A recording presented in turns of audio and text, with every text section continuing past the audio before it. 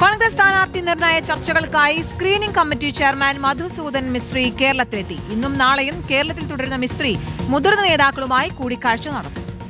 വിജയസാധ്യതയും survey ഫലവും പരിഗണിച്ചാകും സ്ഥാനാർത്ഥികളെ തെരഞ്ഞെടുക്കുക. അതേസമയം UDF സീറ്റ് ചർച്ചകൾ ഇതുവരെ പൂർത്തിയായിട്ടില്ല.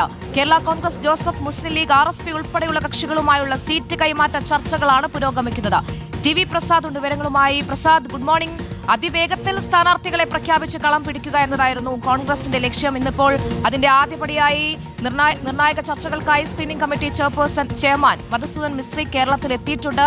ഒപ്പം UDFന്റെ ചർച്ചകൾ ഏത് രീതിയിലാണ് പുരോഗമിക്കുന്നത്? ഘടകകക്ഷികളുമായുള്ള സീറ്റ് വിഭജന ചർച്ചകൾ എവിടെ വരെ എത്തി?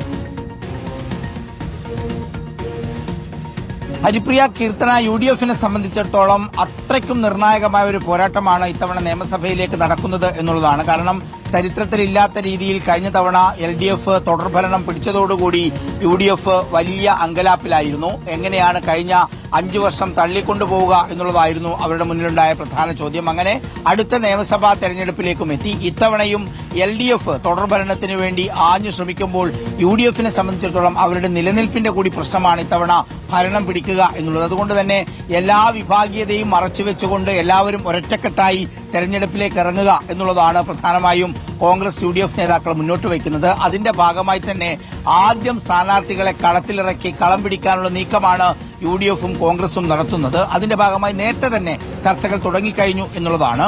കോൺഗ്രസിന്റെ സ്ക്രീനിംഗ് കമ്മിറ്റി യോഗം ഇന്ന് ചേരുന്നുണ്ട്. നേരത്തെ പറഞ്ഞതുപോലെ മധുസൂദൻ മിസ്ത്രി ഇന്നലെ തിരുവനന്തപുരത്ത് എത്തിയിട്ടുണ്ട്.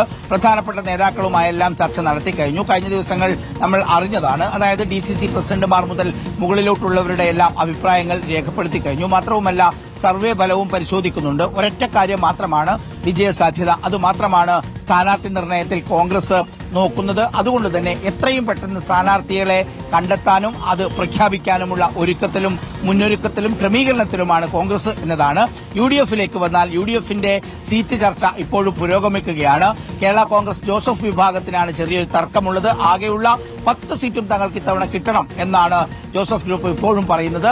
4 സീറ്റ് ഏറ്റെടുക്കാനുള്ള ഒരു നീക്കം നടത്തുന്നു. പക്ഷേ 8 സീറ്റ് കിട്ടും എന്നാണ് ജോസഫ് ഗ്രൂപ്പ് കരുതുന്നത്. എന്തായാലും അത് സംബന്ധിച്ചുള്ള ചർച്ചകൾ ഇപ്പോഴും പുരോഗമിക്കുന്നുണ്ട്. മുസ്ലിം ലീഗുമായി ബന്ധപ്പെട്ട് വലിയ തർക്കമില്ലാതെ കാര്യങ്ങൾ മുന്നോട്ട് പോകുന്നു. ചില സീറ്റുകളിൽ വെച്ചുമാറ്റം ഉണ്ടാകുമെന്നാണ് പ്രതീക്ഷിക്കുന്നത്. അതോടൊപ്പം തന്നെ RSPയുമായി ബന്ധപ്പെട്ട ചർച്ചയും പുരോഗമിക്കുന്നു. ചുരുക്കത്തിൽ എത്രയും പെട്ടെന്ന് ചർച്ചകൾ പൂർത്തിയാക്കി സ്ഥാനാർത്ഥികളെ പ്രഖ്യാപിക്കാനാണ് കോൺഗ്രസിന്റെയും ഒപ്പം UDFന്റെയും നീക്കം. തർക്കങ്ങളും അതൃപ്തികളും ഇല്ലാതെ അതിവേഗത്തിൽ വിജയസാധ്യത മാത്രം പരിഗണിച്ച് സ്ഥാനാർത്ഥി പ്രഖ്യാപനത്തിലേക്ക് കടക്കാനാണ് കോൺഗ്രസ് തീരുമാനം. TV പ്രസാദാണ് വിവരങ്ങൾ നൽകിയത്.